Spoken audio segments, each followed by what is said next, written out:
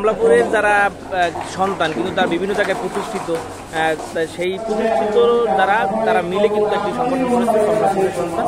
আমরা কমলাপুরের সন্তান। কমলাপুরের যারা সন্তান কিন্তু তার বিভিন্ন জায়গায় প্রতিষ্ঠিত, সেই প্রতিষ্ঠিত যারা তারা মিলে কিন্তু একটি সংগঠন করেছে কমলাপুরের সন্তান। আমরা কমলাপুরের সন্তান। তার উদ্যোগে প্রতি বছরই বিভিন্ন সামাজিক কার্যক্রম করা হয়, বিশেষ করে ঈদে কোরবানিতে বিভিন্ন অনুষ্ঠানে। তারা কিন্তু বিশেষ করে দুর্যোগ মোকাবেলা এবং পরিবেশে ভারসাম্য রক্ষায় কিছু কিছু কাজ করেন। গত বছর তারা 42 কিলোমিটার রাস্তায় তাল গাছ লাগিয়েছেন। এবছর তারা প্রতিটি বাড়ির সামনে 6টি করে ঔষধি গাছ লাগাচ্ছেন। আজকে তার কর্মসূচির উদ্বোধন হয়েছে এবং এই কর্মসূচির মধ্য দিয়ে শুধু যে মানুষ উপকৃত হবে সেটা না, এই অঞ্চলের জীববৈচিত্র্য এবং বিশেষ করে পরিবেশের কিন্তু একটি ভারসাম্য রক্ষা হবে।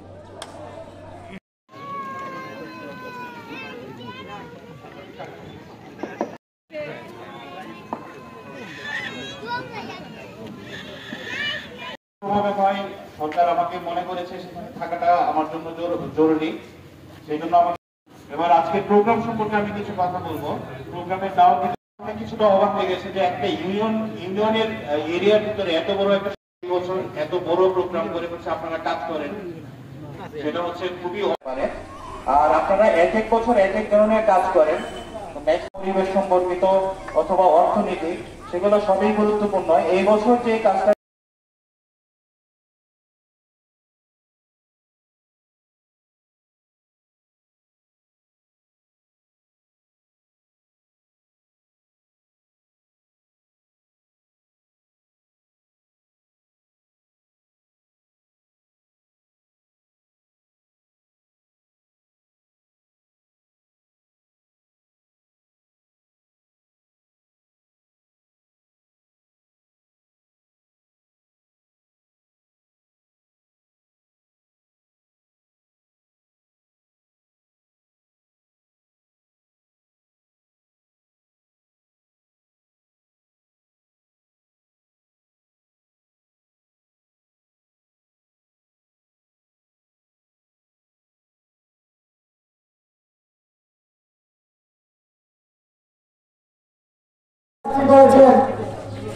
আবার আজকেও যে চারা রোপণ করেছেন, যে বৃষ্টি আপনাদের মাঝে বিতরণ করেছেন, প্রত্যেক বাড়িতে 5টি করে চারা পাবেন, এটা ফ্রি পাচ্ছেন আপনারা।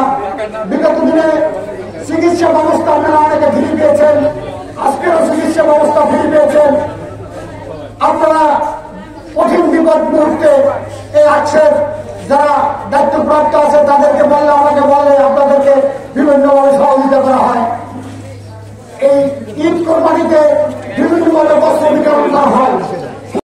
আজকের এই প্রোগ্রাম নিয়ে